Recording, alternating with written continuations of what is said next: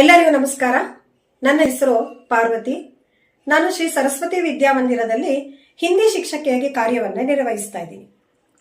ನಾನು 2003ರಲ್ಲಿ ನನ್ನ ವೃತ್ತಿ ಜೀವನವನ್ನ ಶ್ರೀ ಸರಸ್ವತಿ ವಿದ್ಯಾಮಂದಿರದ ಮುಖ್ಯ ಶಾಖೆಯಲ್ಲಿ ಪ್ರಾರಂಭಿಸಿದೆ. ಈಗ ಸತತ 22 ವರ್ಷಗಳನ್ನ ನಾನು ಇದೇ ಸಂಸ್ಥೆಯಲ್ಲಿ ಕಳೆದಿದ್ದೀನಿ. ಜೊತೆಗೆ ಈ ಸಂಸ್ಥೆಗೆ ಸಂಬಂಧಪಟ್ಟಂತ ಎಲ್ಲಾ ಶಾಖೆಗಳಲ್ಲೂ ಕೂಡ ಕಾರ್ಯನಿರ್ವಹಿಸಿದ್ದೀನಿ.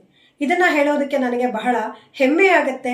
ಯಾಕೆಂದ್ರೆ ಸರಸ್ವತಿ ವಿದ್ಯಾಮಂದಿರದಲ್ಲಿ ವಿದ್ಯಾರ್ಥಿಗಳಿಗೆ ಕೇವಲ ನಾವು ಪಠ್ಯ ಪುಸ್ತಕದಲ್ಲಿರುವಂತಹ ಪಾಠಗಳನ್ನ ಮಾತ್ರ ಬೋಧಿಸಲ್ಲ, ಅದನ್ನ ಮೀರಿ ನಮ್ಮ ಭಾರತೀಯ ಸಂಸ್ಕೃತಿ, ಹಬ್ಬ, ಆಚಾರ, ವಿಚಾರ, ಹಲವಾರು ಚಟುವಟಿಕೆಗಳ ಮೂಲಕ ವಿದ್ಯಾರ್ಥಿಗಳ ಸರ್ವತೋಮುಖ ಅಭಿವೃದ್ಧಿಗೆ ಇಲ್ಲಿ ಶ್ರಮಿಸಲಾಗ್ತಾ ಇದೆ.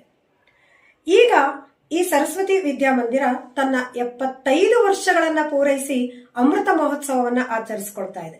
ಹಾಗಾಗಿ ಈ ಮೂಲಕ ನಾನು ಸರಸ್ವತಿ ವಿದ್ಯಾಮಂದಿರಕ್ಕೆ ಶುಭಾಶಯಗಳನ್ನ ತಿಳಿಸ್ತಾ ಇದ್ದೀನಿ.